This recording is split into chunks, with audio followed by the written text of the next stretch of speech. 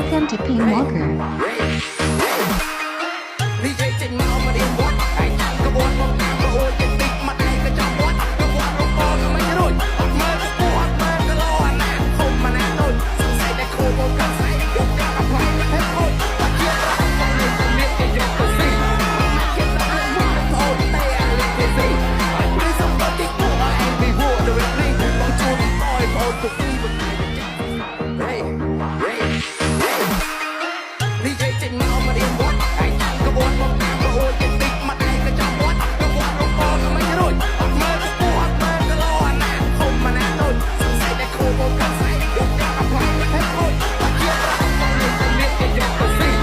មកគេដាក់មកអូនតែអាលីគេស៊ីអត់មានសំបត្តិគួរឯងពីហួរទៅវិញបងជួនអើយបងទៅពីមិន Welcome to Ping Walker.